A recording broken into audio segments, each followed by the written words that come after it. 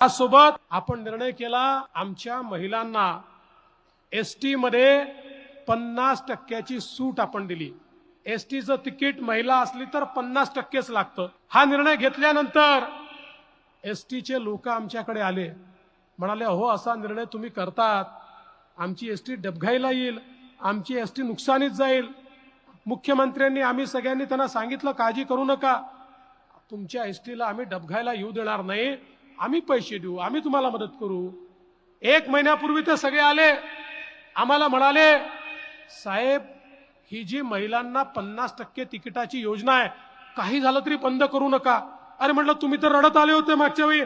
म्हणाले नाही, या योजनेमुळे इतक्या महिला प्रवास करायला लागल्या की तोट्यात असलेली आमची एसटी फायद्यामध्ये आली, त्यामुळे आता ही योजना तुम्ही त्या ठिकाणी परमनंट चालू ठेवा। मग मी थोडी माहिती काढली, माझ्या लक्षात आलं आजकाल आमच्या बहिणी आमच्या भाऊजींना म्हणतात तुम्ही घरी बसा, तालुक्याला जिल्ह्याला मी जाते, तुम्ही गेले तिकीट दुप्पट लागतं, तुम्ही गेले की पान तंबाखू खर्रा काय काय खाता, व्यसन करता, पैसा बुडवता, मी गेली तर अर्ध्याच पैशामध्ये सगळं करून येते, घरचे पैसे वापस घेऊन येते। त्यामुळे भाऊजीला घरी बसून आता आमची बहीणच निघालेली आहे, हे आमच्या एसटीच्या माध्यमातून झालेलं आपल्याला पाहायला मिळतं आहे। आणि त्यासोबत लाडकी बहीण योजना सुरू केली। आमच्या बहिणींना त्या ठिकाणी रक्षाबंधनाची ओवाळणी, त्या ठिकाणी भाऊबीजेची ओवाळणी ही केवळ सणापुरती नाही, तर आमच्या बहिणींना ती 12ही महिने मिळाली पाहिजे, प्रत्येक महिन्यात मिळाली पाहिजे। म्हणून मुख्यमंत्री लाडकी बहीण योजनेच्या माध्यमातून आपण तुमच्या खात्यामध्ये पैसा जमा करणं हे सुरू केलं। मला आजही आठवतो दिवस, आमच्या सभागृहामध्ये विरोधक म्हणाले ही योजना होणार नाही, ही योजना जुमला आहे, तुम्ही खोटं बोलताय, कोणाच्या खात्यात पैसे जाणार नाही। पण भगिनींनो, रेकॉर्ड टाइम मध्ये 2,20,00,000 बहिणींच्या खात्यामध्ये पैसे पोचले। आणि आमच्या समोर थोडी चिंता होती की नोव्हेंबर मध्ये त्या ठिकाणी भाऊबीज येणार आणि इलेक्शन असलं, कोड ऑफ कंडक्ट असलं, तर ऐन भाऊबीजेच्या वेळी बहिणींना आपल्याला ओवाळणी देता येणार नाही। मग मुख्यमंत्री महोदय, अजितदादा, आम्ही सगळे बसलो, म्हटलं काय करायचं, आणि ठरवलं अरे बहिणीला ओवाळणी तर दिलीच पाहिजे। मग नोव्हेंबरचे पैसे ऍडव्हान्स मध्ये ऑक्टोबर मध्येच बहिणींच्या खात्यामध्ये त्या ठिकाणी आपण जमा केले आणि बहिणींना ओवाळणी आपण त्या ठिकाणी दिली। खरं म्हणजे दादांनी सांगितलंय खरं आहे, या लोकांची नियत खराब आहे। आपल्या सोलापूरचीच आमची एक बहीण काय म्हणाली, ती असं म्हणाली, नेता आहे, मी नाव नाही घेत, ती पण आमची बहीणच आहे, पण ती असं म्हणाली की तुम्ही बहिणींना जे 1500 रुपये देता ही लाच आहे, तुम्ही बहिणींना लाच देऊन विकत घेताय। आता मला हे सांगा, आईचं प्रेम, बहिणीचं प्रेम, मुलीचं प्रेम जगाच्या पाठीवर कोणाला विकत घेता आलंय? अरे प्रत्यक्ष ब्रह्मदेव उतरला तरी या प्रेमाचं मोल तो करू शकत नाही। जगातली सगळी संपत्ती दिली तरी देखील प्रेम कधी विकत घेता येत नाही। पण जे लोक सोन्याचा चमचा घेऊन जन्माला येतात त्यांना हे कळत नाही। अरे बाबा, तुमच्या घरी मुख्यमंत्री झाले, तुमच्या घरी नेते झाले, पण माझ्या ज्या बहिणी पूर्ण महिनाभर राबतात आणि महिन्याच्या शेवटी त्या ठिकाणी हिशोबाची जुळवणी करतात आणि लक्षात येतं की ठरवलेल्या 4 गोष्टी करता येणार नाही, कारण आता आपल्याजवळ पैसे उरले नाही, त्या बहिणींकरता हे 1500 रुपये काय आहेत हे त्या बहिणींना तुम्ही विचारा। सोन्याचा चमचा तोंडात घेऊन आलेल्या माझ्या सोलापूरच्या बहिणीला या बहिणींचं दुःख हे कधीच कळू शकत नाही।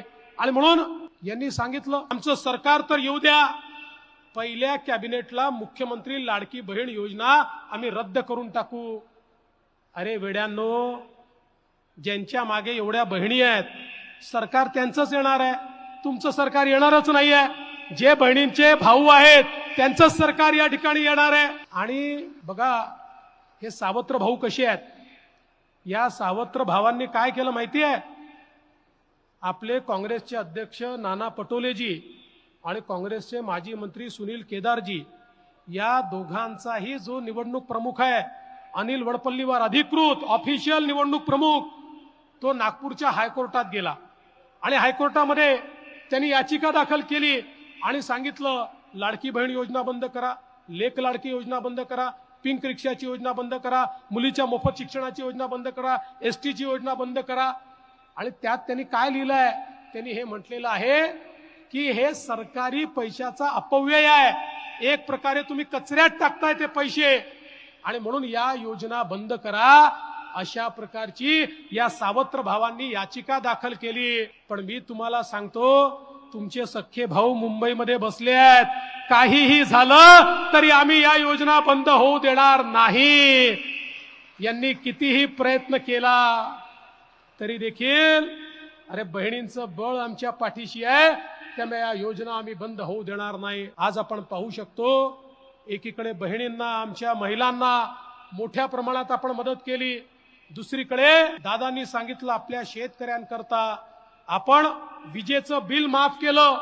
14,000 कोटी रुपयाचं शेतकऱ्यांचं वर्षाचं विजेचं बिल हे राज्य सरकार भरते आहे.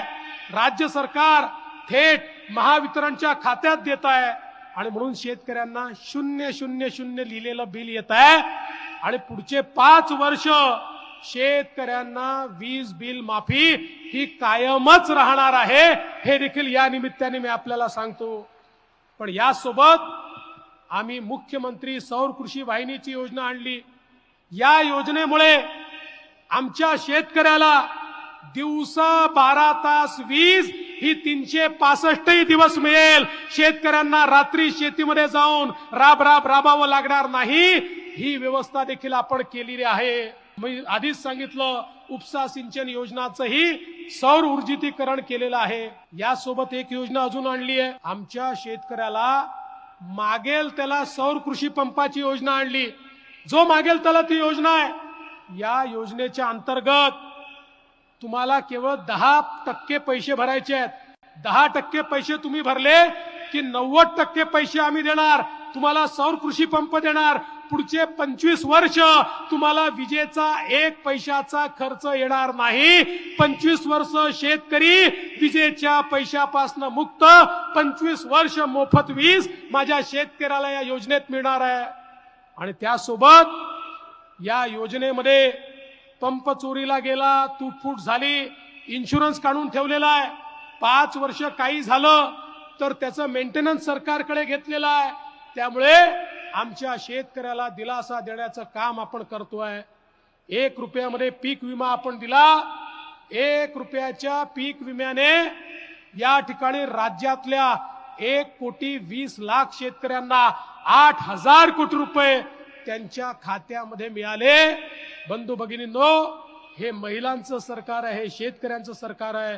हे दीन दलित गोर गरीब आदिवासी शेतकरी शेतमजूर महिला अल्पसंख्याक ओबीसी सगळ्या समाजाचं हे सरकार या ठिकाणी तुमच्या करता काम करणारं अशा प्रकारचं सरकार आहे. मुख्यमंत्री अप्रेंटिस योजनेच्या अंतर्गत 10 लाख मुलांना आपण नोकऱ्या देतो आणि त्यांचा 1 वर्षाचा पगार खासगी कंपनीमध्ये देखील राज्य सरकारच्या वतीनं 10,000 रुपयापर्यंत आपण मदत करतो, जेणेकरून जास्तीत जास्त मुलांना त्या ठिकाणी नोकरी मिळाली पाहिजे. आज आपण सोलापूरमध्ये आहोत.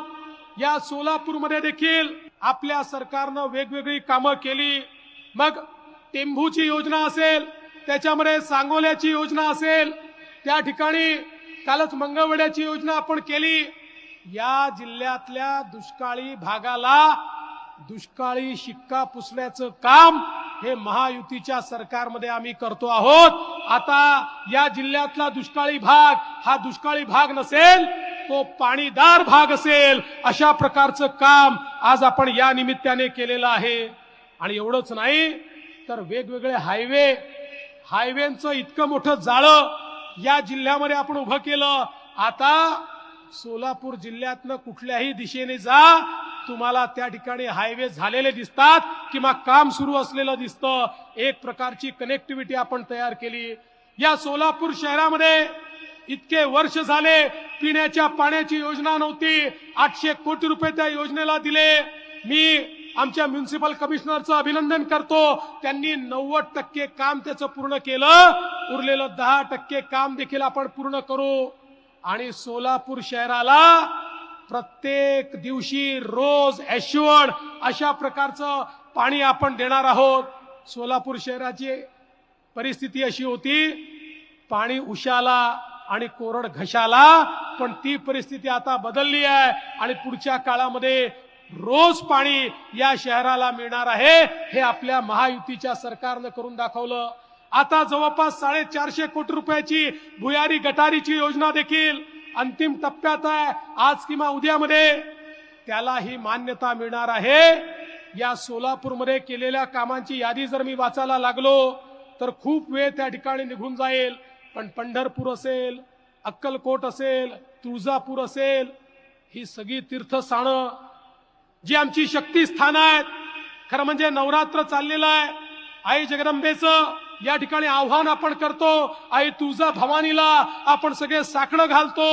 त्या तुळजा भवानी मंदिराचा आराखडा देखील आपलं सरकार त्या ठिकाणी करते आहे. आज या निमित्ताने आई तुळजा भवानीला एवढाच आशीर्वाद मागतो. आई तुळजा भवानी, ज्याप्रमाणे तू आई छत्रपती शिवरायांना आशीर्वाद दिला आणि छत्रपतींनी रयतेचं राज्य तयार केलं, आम्ही पण छत्रपतींचेच मावळे आहोत. या महाराष्ट्रामध्ये मुख्यमंत्री असतील, त्यांच्या मंत्रिमंडळातले आम्ही सगळे असू, आम्ही पण छत्रपतींचे मावळे म्हणून त्यांच्याच नावानं या महाराष्ट्रामध्ये काम करतोय. त्यामुळे छत्रपतींसारखंच रयतेचं राज्य या महाराष्ट्रात आम्हाला तयार करण्याकरता आई तुळजा भवानी तुझा आशीर्वाद दे, एवढीच विनंती करतो आणि माझं बोलणं संपवतो.